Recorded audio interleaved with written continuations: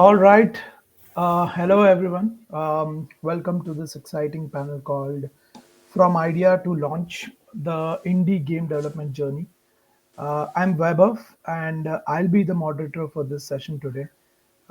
Whether you're a budding indie developer or a seasoned creator, you're looking to sharpen your process, you're in for a valuable ride today because we've got an incredible lineup of speakers joining us, folks who have built, taught, and launched games with heart and hustle.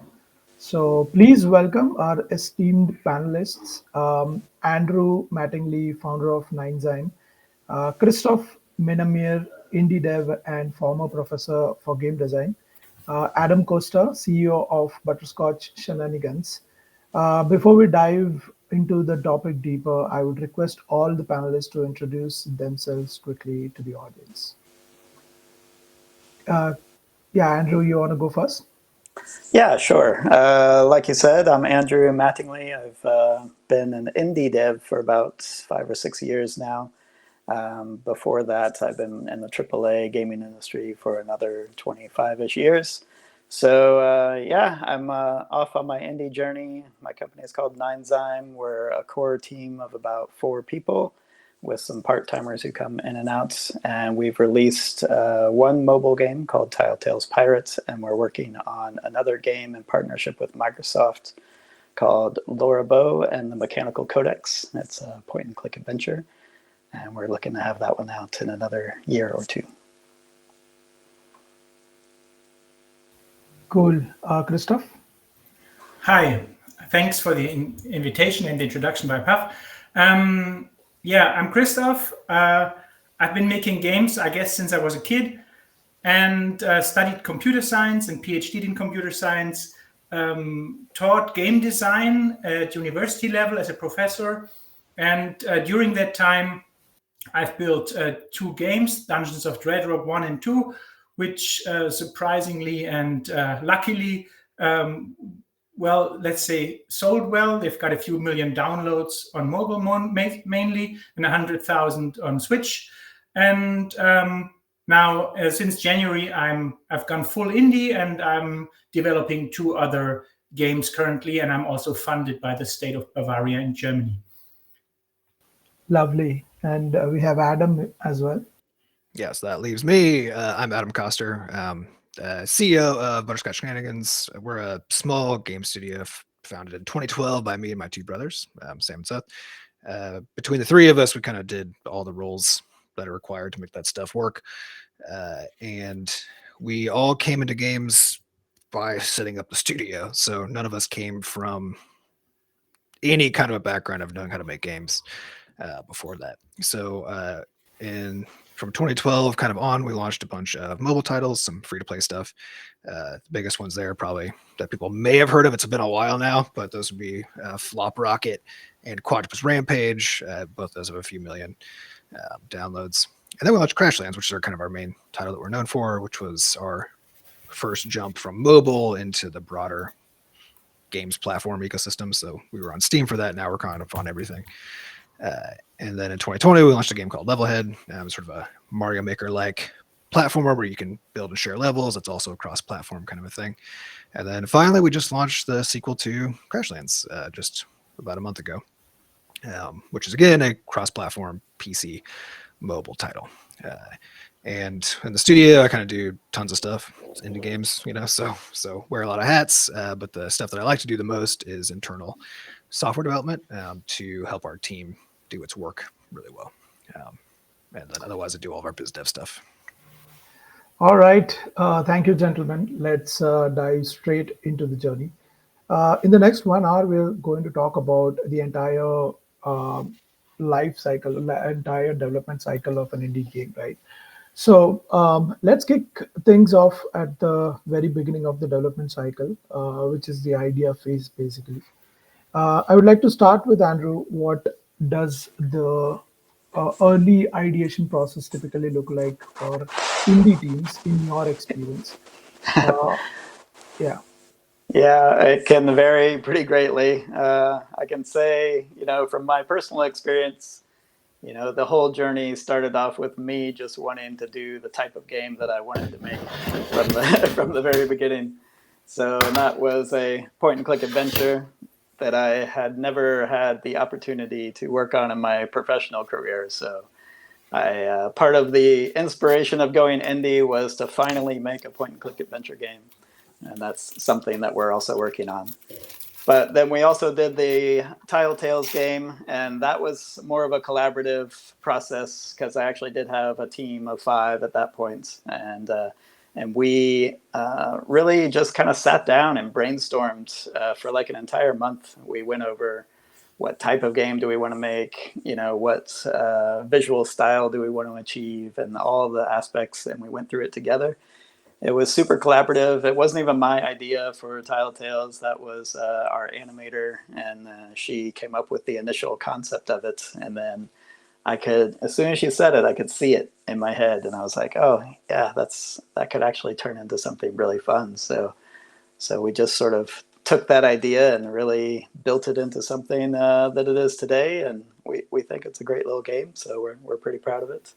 But, from those 2 different titles, it's a very different thing. It's just one person saying, I want to make this game. I don't care, if anyone buys it. I just want to make it for myself. And then you have another process where people are talking together and coming up with ideas and sharing what they feel might be the best thing to achieve within a particular time frame. Because we were trying to build a game. We had a 1-year development cycle that we were trying to achieve. And so we tried to fit within those parameters. And that was our personal journey. Lovely, lovely. Um, Gaming basically is a passion-driven business, right? I actually wanted to ask Adam, do you balance? How do you basically balance passion with market reality?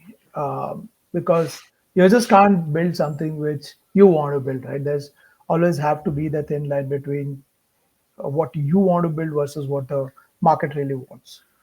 Yeah. Any thoughts? Yeah, this is it's a complicated one, but it is probably the most important question if you're trying to make games for a living, right? Is it consists of 2 parts. It's the making of the games and then the selling of those games, right? And uh, I wish I could say that we'd figured out the latter.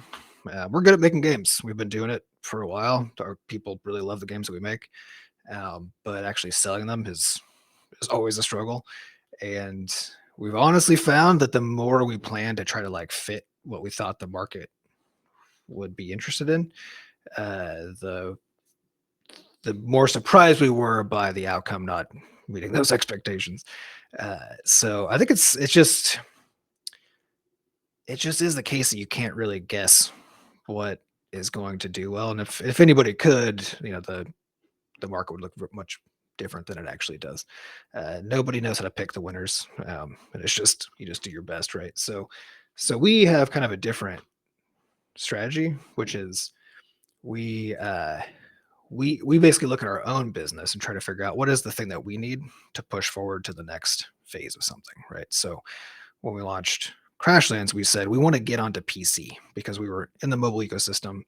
We were trying to be in the premium mobile space, and but we could see what that trajectory looked like. And so we wanted to see if we could get out onto PC and console, which meant we needed a game that could be successful outside of the mobile ecosystem.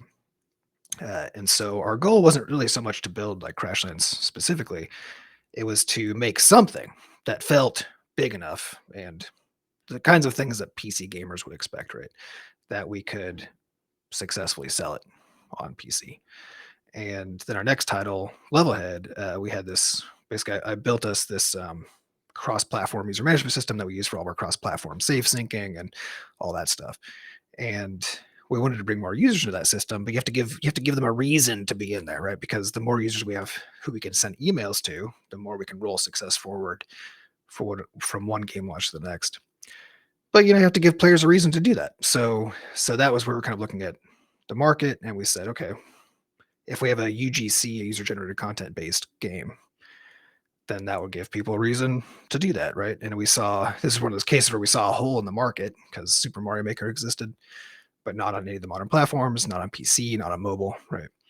And so we thought we could fill that gap and generate a large user base in the process.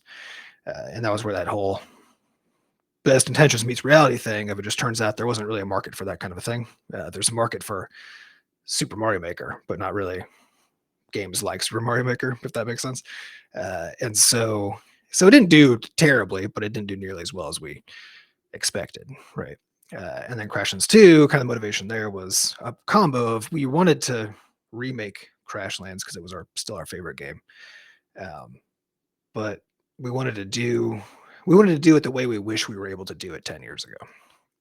And so we wanted to take all the stuff that we learned and push ourselves forward again to try to like accomplish something bigger than we'd ever done before up to that point, while also from a business standpoint leveraging the success of the original title.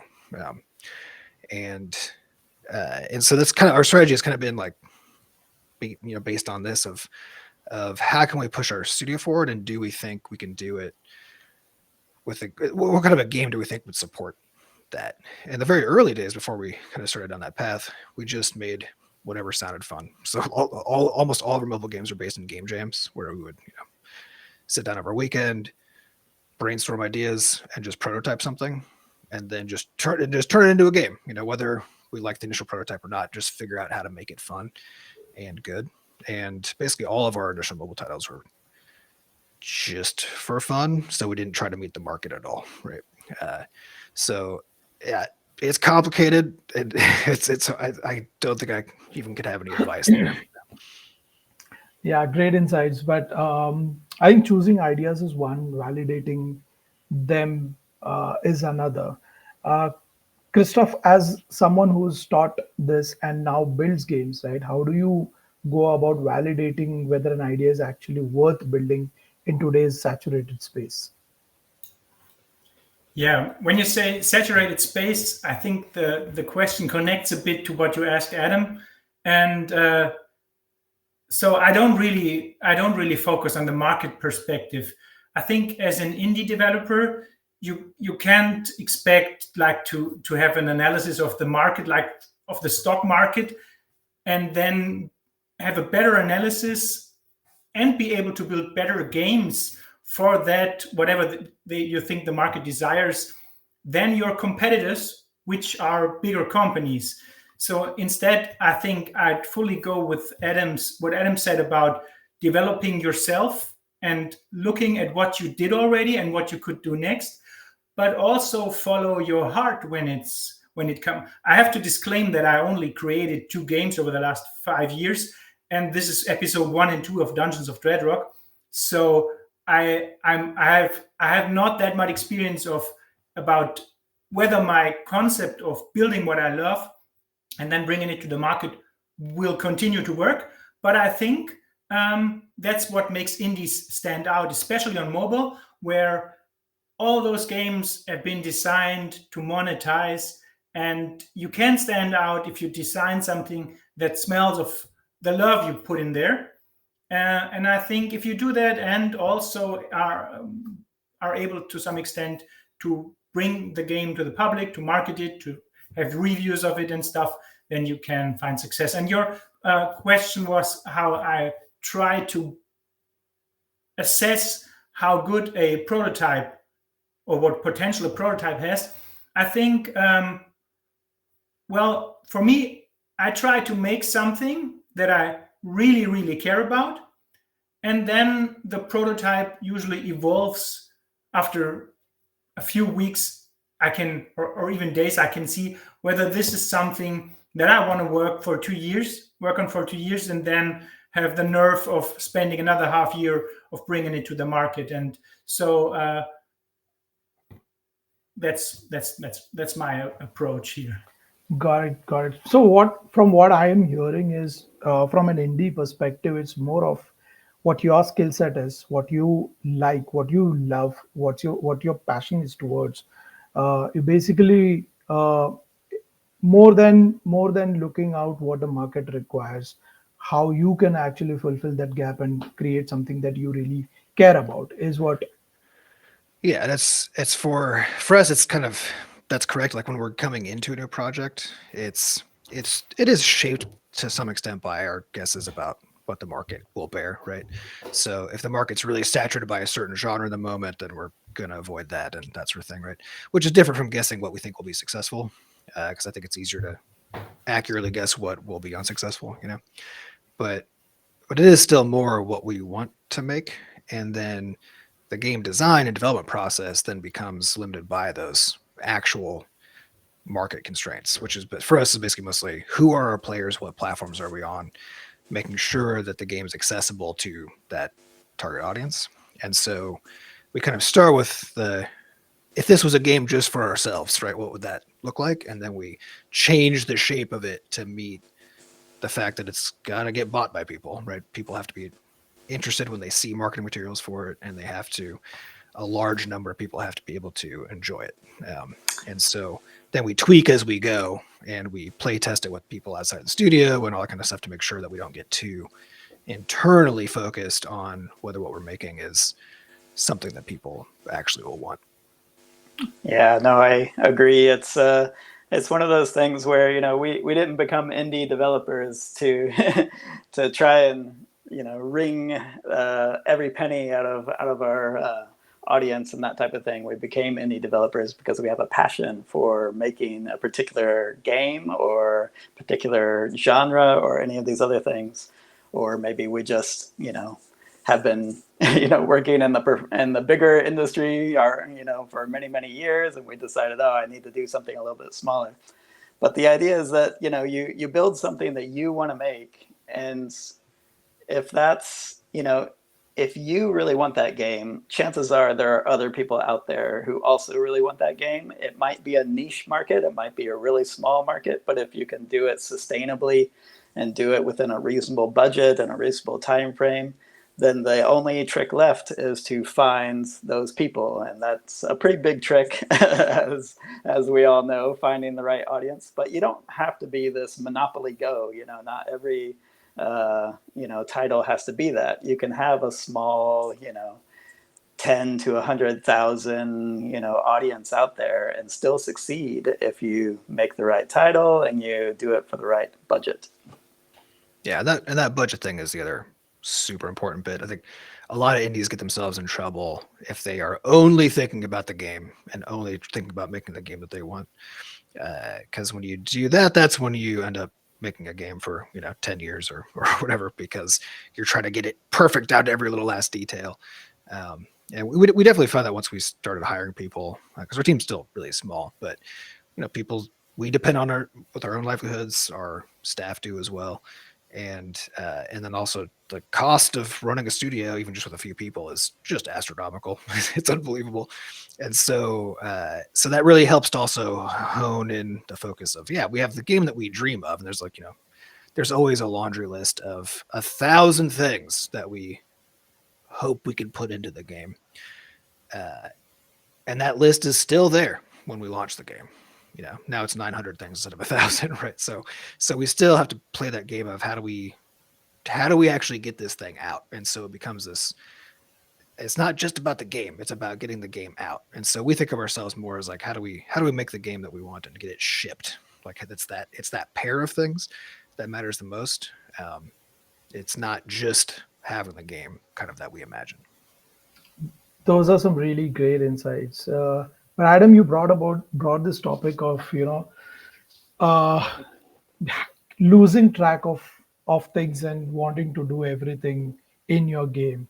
How important is scoping in this overall dev cycle? Because we've seen a lot of people, just a lot of developers, just going into that loop of just adding more and more stuff, and then that scope creep happens, and then eventually you're not able to release the game at one point, right? So how important is scoping in this overall picture? It's basically the most important thing is scoping. And I'm not going to claim that we're good at it, as anybody who plays any of our games will tell you. It's like, it just feels like we put a lot in there, right? And our last game in particular, Questions 2, needed to have everything the first one did, and then also more, right? And it's really, really hard, especially when you're when the game is important to you. It's just extremely hard to say no to stuff. And we still say no to a lot, right? So I'm not going to claim at all that we're good at it, but it is the case that if we weren't constantly, it's basically our core internal battle between all of us on the team is how do we stop doing things? Like, how do we not do this? How do we quit doing that? How can I say no to this request to add this new thing or whatever, right? And because we all are really interested in getting the game launched, like that's the most important thing, then we have that constant pressure and motivation to try to keep the scope from fully blowing out as much as it could, right? And it's mostly because the scope is the budget, right? So it's just staring down that runway that's coming to an end and making sure we get stuff out before then. So it's the most important thing, but frankly, we're not good at it, right? And I've yet to meet an indie developer ever who was like, yeah, we figured out how to handle scope, right? It's always this exercise in doing way more than you probably should have. Got it. All right. I'm not so sure, Adam, whether you. Sorry, Vaibhav. Yeah. No. If I may chime in on this, I'm not so sure whether you haven't, say, mastered scoping, because scoping starts when you first define what project you want to make, and when you said you shipped games and you were able to put features in that seemed unnecessary, then I think you did exactly the right thing, because I think indie games, they need to feel like they have that level of polish, that there is not only the necessary parts in there, but someone wanted to achieve a bit more. And in order to be able to do that, you have to pick the right scope from the very beginning and decide, is this what I'm going to do? Is this scalable? What's the production quality? What's the code complexity? And stuff like that. And so making something easy and then being able to add on top is basically what you already... and that's where the nuance is, right? Is because what we call scope is also the game, right? So scope is game content. And so, yeah, it's not a simple matter of just like have less game, because then the game is different. And like you're saying, it could have less of your soul put into it, or just be less good for a huge variety of reasons. And so so the challenge of scope is that combo of you have to have enough stuff that you trust that the game can succeed when it hits players, right? So there's some minimum threshold there that it has to hit, and you don't know what it is. There's no way to know what it is. So you're just guessing what that is. And that's mixed with your own personal desire to have the game look a certain way when it gets out. And there's kind of there's a gap there, but both of those things are unknown, right? And kind of fluctuating. And so you're trying to guess, what is the thing that I can hit that makes me as happy as I can be without running out of money, right? And that we think will be good enough to be successful out in the market. And because there aren't any answers to those, then yeah, it's a complicated thing. And you're absolutely right. That's the weird stuff that we didn't have to do is the stuff that players always like the most. So you have to have some room for and basically what I would say is that I treat those things as not out of scope, if that makes sense, because they're in that when it meets the market bit. When it meets the market, you want players to have that impact, and so those parts we think of as required. But again, there's no end to them that you could possibly have in there. Cool. So being an indie is, as much exciting it is, it's way too difficult as well, because you tend to wear a lot of hats throughout this development cycle, right? And I want to open this question to, and keen to understand each of your thoughts.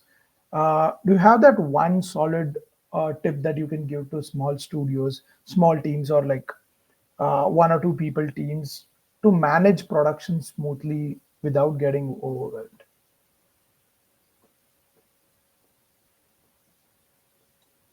You want to start, man? Yeah, I can try.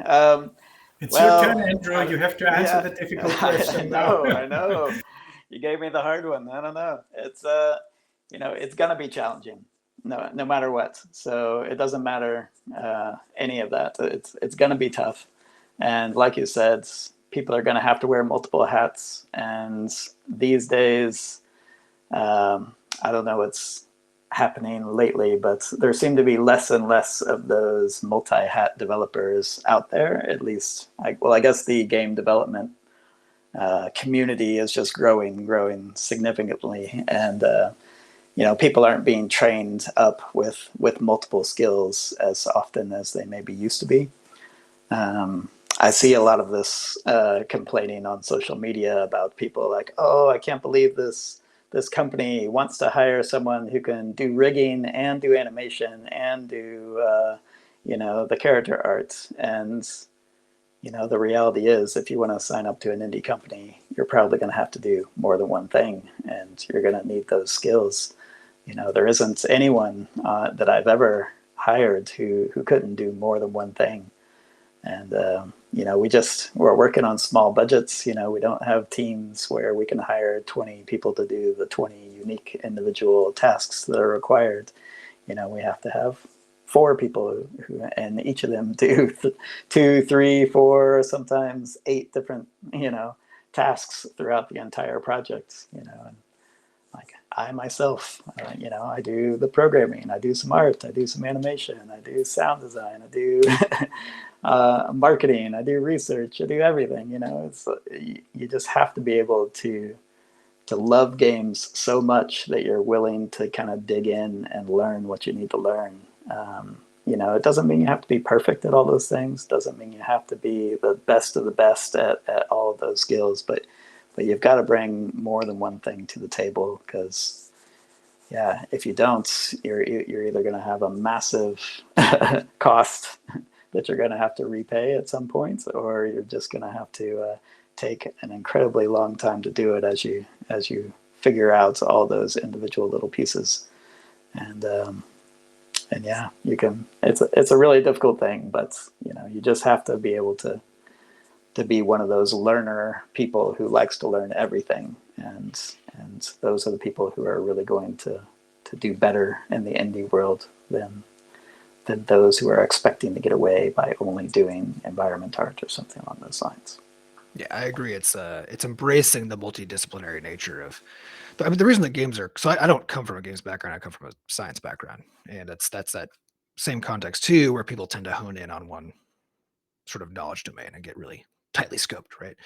And the thing that was so much fun about moving over to games is it's just the degree of multidisciplinarity of the, if that's even a word, of the projects, right? Because you've got art people, you got sound people, you got philosophy involved, you have the psychology of your player base, you've got market forces.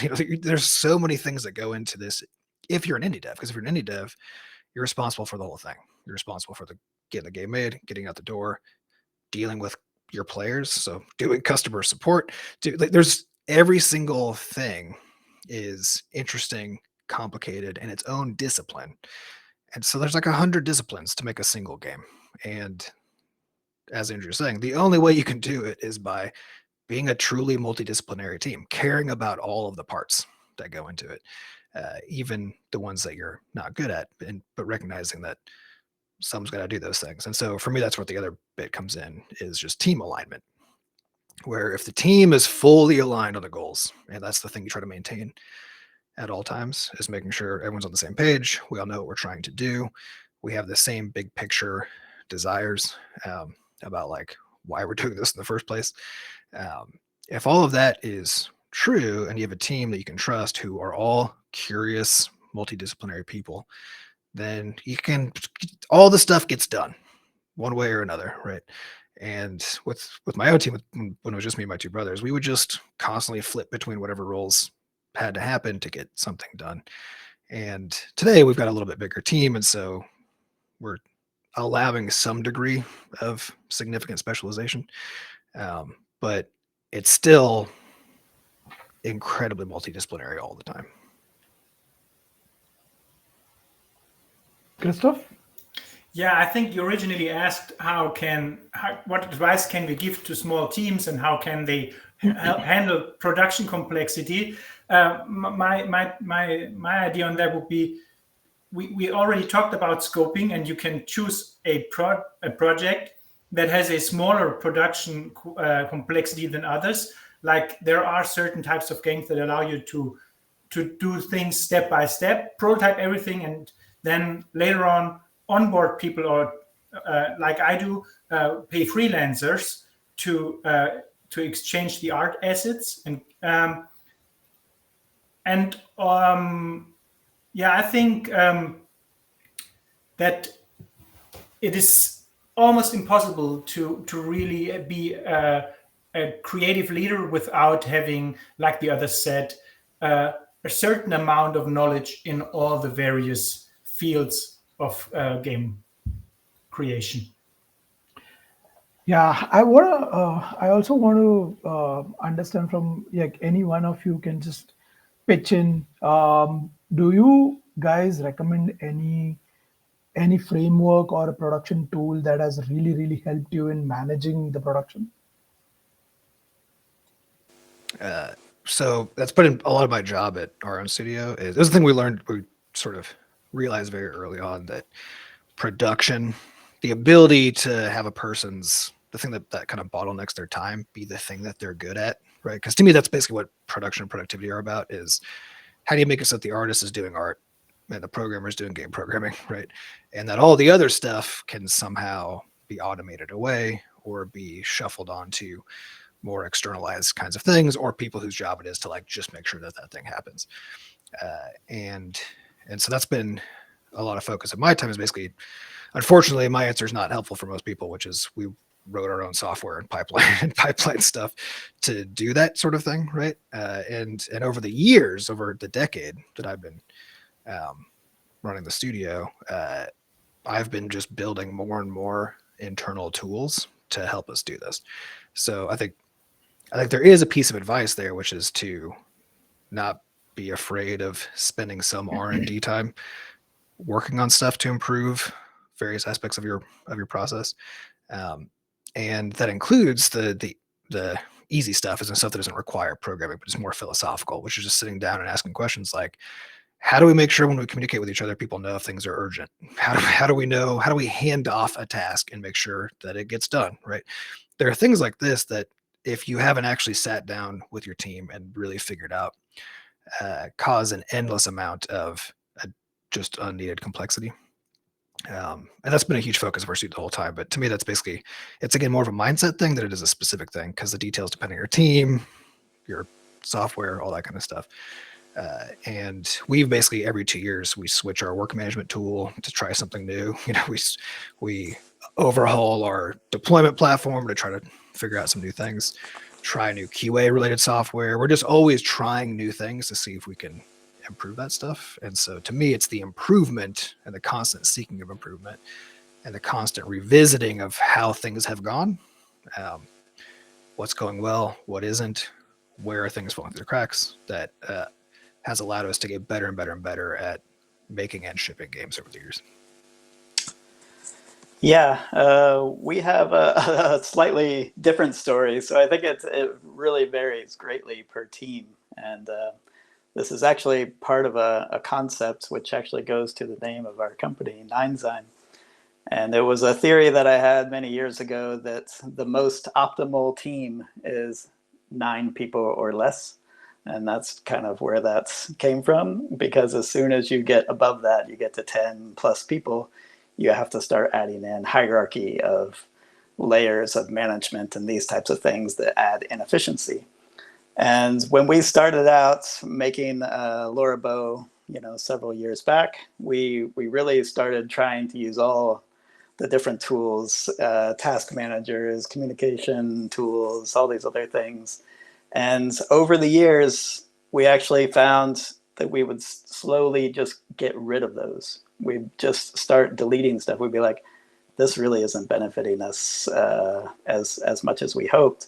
And we just get rid of that tool. And eventually we got to a point where the only thing we use is Slack, and that's it. So we just, anytime we need stuff, we just talk to each other. And that's where that 9 people or less thing comes from, is you can just all get together. You can all talk together all at once. There's no hierarchy and layers of indirection that you have to go through. Someone will pick up a task, someone will transfer a task, all right there, just in communication, day-to-day communication. And it's, once you get to that point, I think Adam mentioned this earlier, the once you get to that point where everyone's kind of on the same page and everyone has the same kind of, I guess, belief in the project and the same kind of, they understand where things are going and they understand what the ultimate goal is. I think that actually works really well. And sure, there's probably, at least one person in that group has to be quite organized and kind of understands, kind of the flow of things and the overall schedule. But really, I think when you're dealing with small indie teams, if you can really succeed in getting everyone with the same vision, you can do a whole lot with very little when it comes to tools and production pipelines we did. and that kind of thing. Yeah, I think that, and I agree with that in general. When we first started, it was just 3 of us, and our processes looked very similar to that. It was, we each had our own tools to manage stuff the way we liked to, and then we would just talk about stuff, right?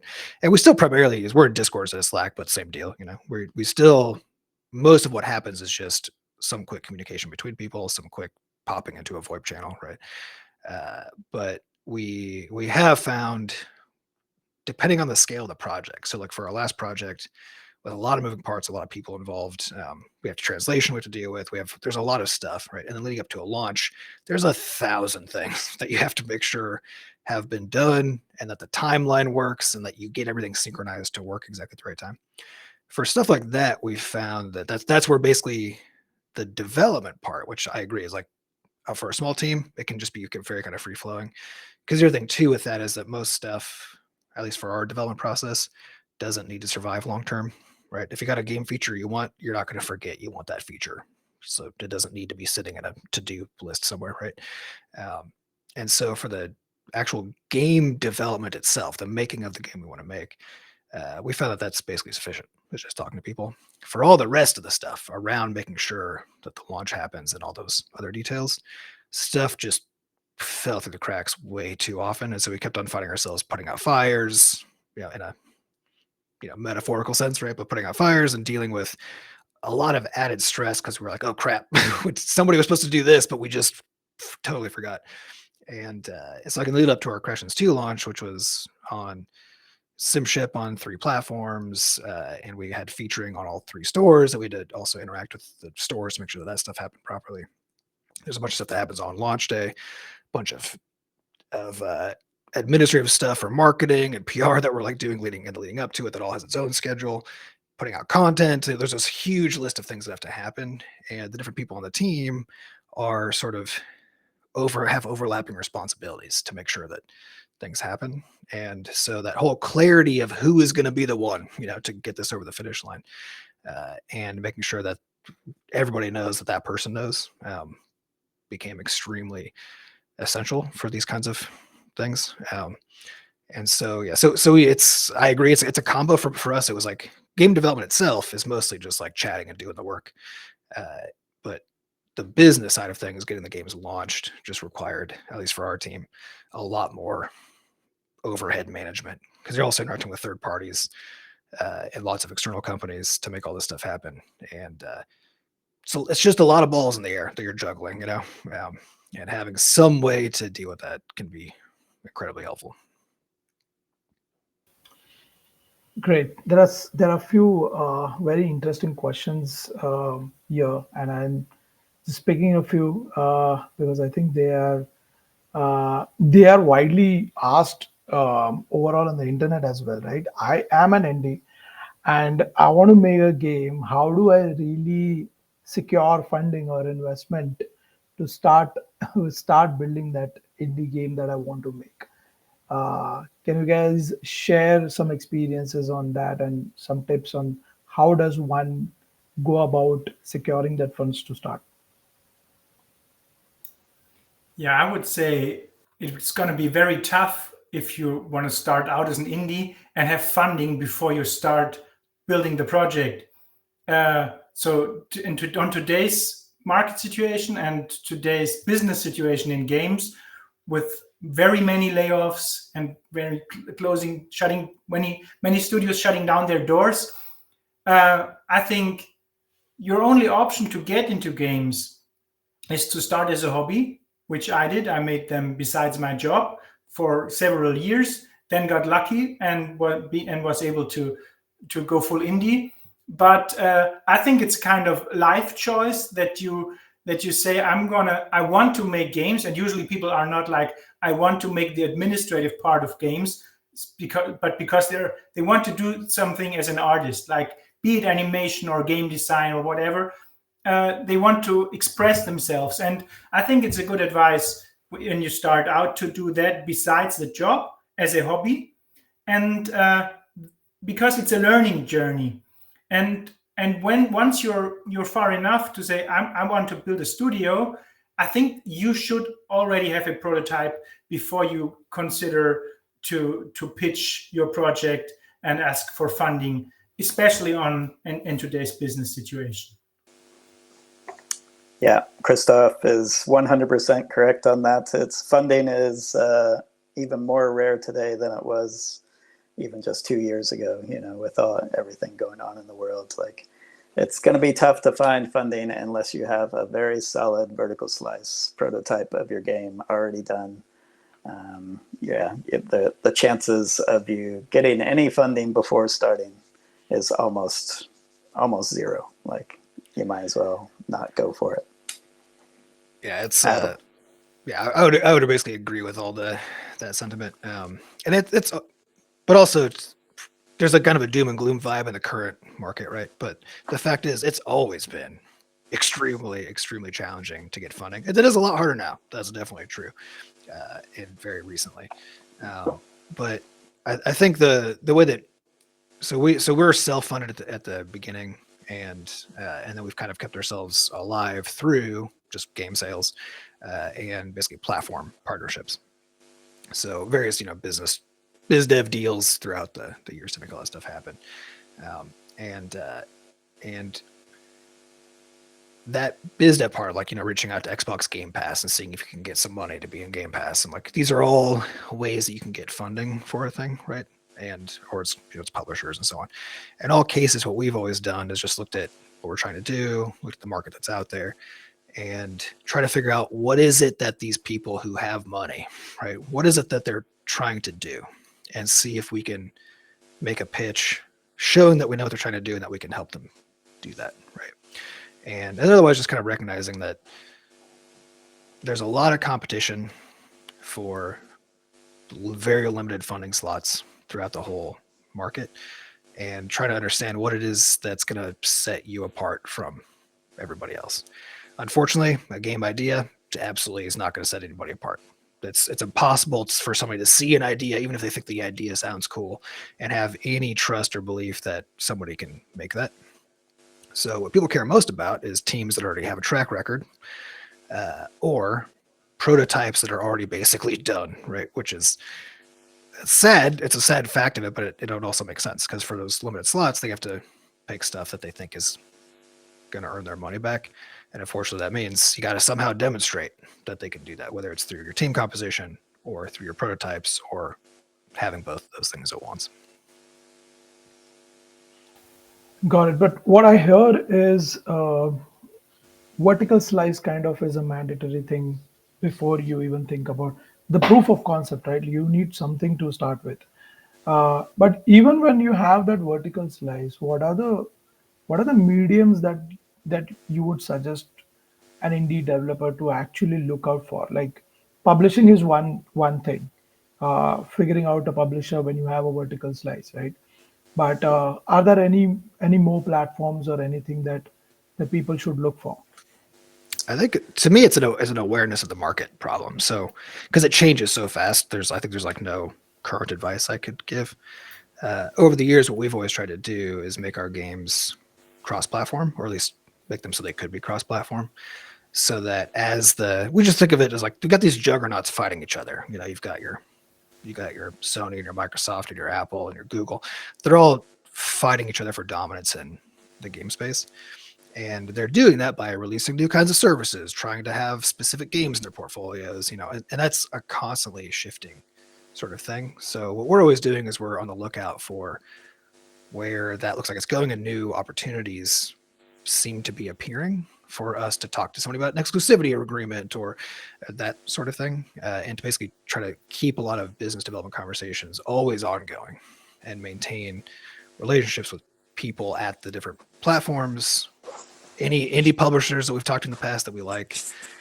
Basically just kind of keep those conversations going all the time, because you never know when circumstances will be created where you can slot in the thing that you're doing, the timing is right in your development cycle, and for whatever's going on with this sort of tertiary thing, that you can make that thing happen. And honestly, we've just been lucky for 10 years that because we were prepared to meet whatever happened, we got lucky that a bunch of things happened. We got lucky that when we launched Levelhead was right when Google Play Pass was coming out, and so they were looking for games they wanted in their portfolio, right?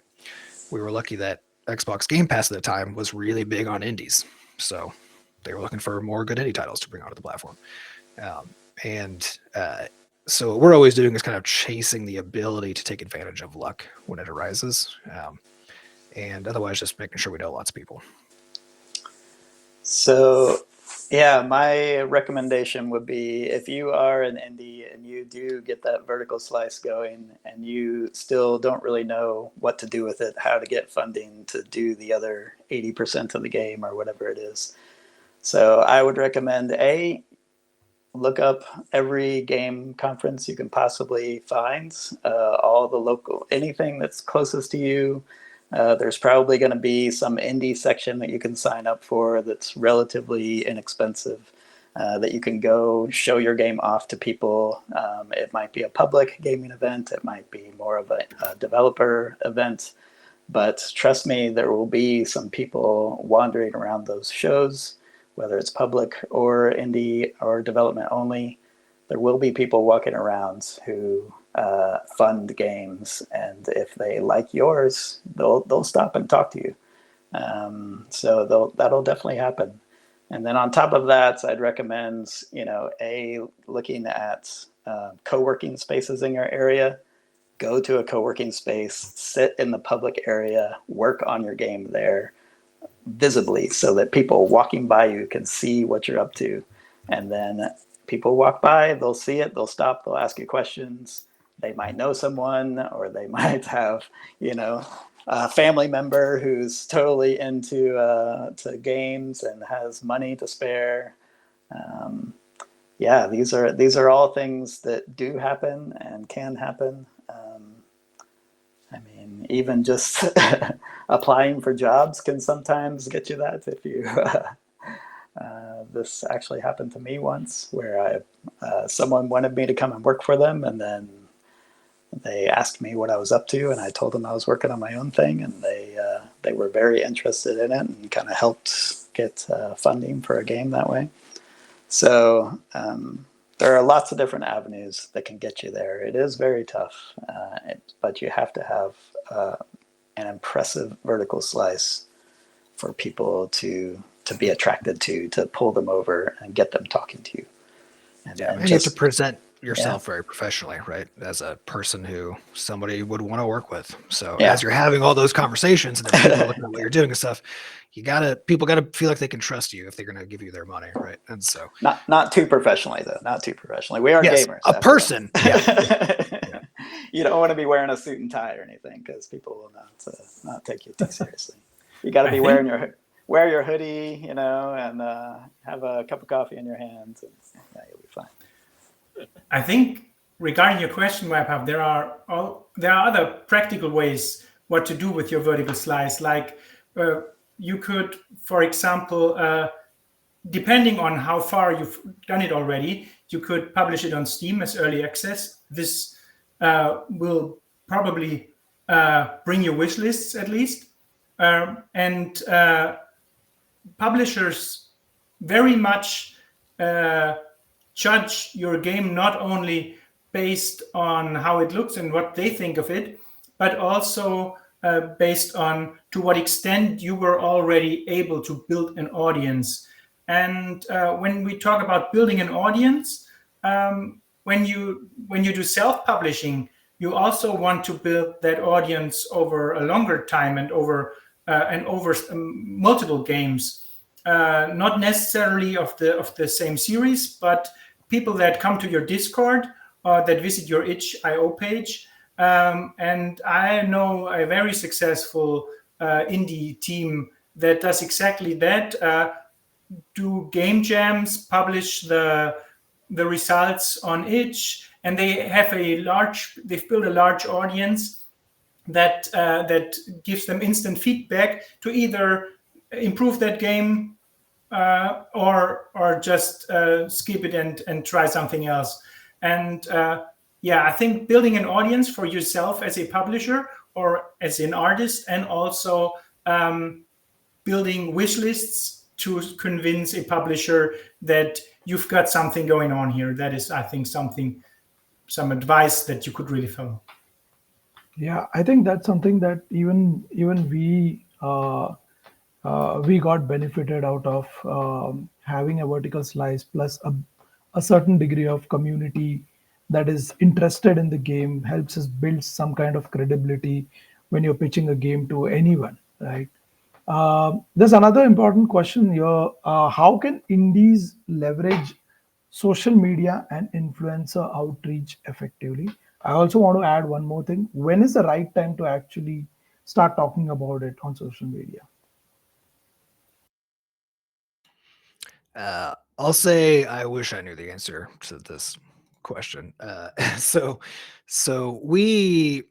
you'll see some indies out there who spend a lot of time working on their social media sort of game, right? And that might be mostly with other developers, and it's easy. You have to be careful because it's easy to mistake popularity among like the actual industry scene with something that's going to sell games, because those aren't the same thing, right? Uh, and we see people being variably good at playing the social media game. We can see the numbers very widely in terms of like how much they get amplified by whatever platform they're on.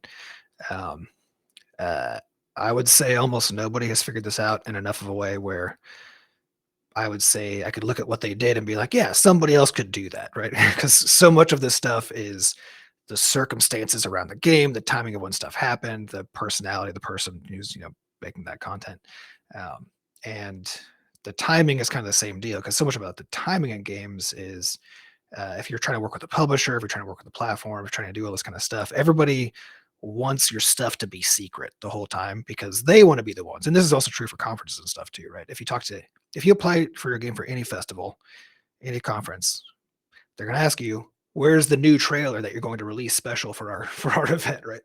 That shows never before seen content. Everybody wants this from you, which means you have to be very careful about when information goes out. It's my least favorite part of the whole thing by a mile, because I want to make stuff and show people what we're doing, right? But we all play this game, this marketing game of, given how the marketing side of the industry works, of basically trying to figure out when to put out what secrets, and that makes things like your social media game very challenging.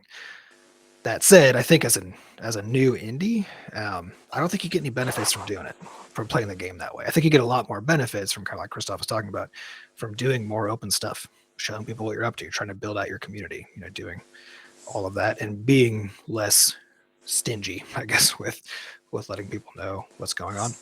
And probably I think for most of these things, it's the earlier you can get away with to start doing a thing, the better, because you're trying to. So having a Steam page up really early, talking about the game really early, trying to build community really early, means that by the time you launch, you've maximized your possible number of wish lists you could have before you get there, right? So you want to be doing that sort of thing, but the trouble is always, what actually is the content? What can you talk about at various parts in the life cycle? And I think that's, to me, a bigger challenge than anything. But then, just like all the rest of game dev, whether or not you're going to get amplified by social media is just another gamble. So the way that we think about it is that's just something that we have to do to some extent, because it probably does something. We kind of think about it as most marketing and PR efforts. Any one thing doesn't seem to do anything ever. It's the aggregation of all the things that seems to be worth something. And so we try to not over index on any one thing. But I guess I would just say we haven't figured it out. I wish we had, but it's a big challenge to get other people talking about the stuff that you're doing.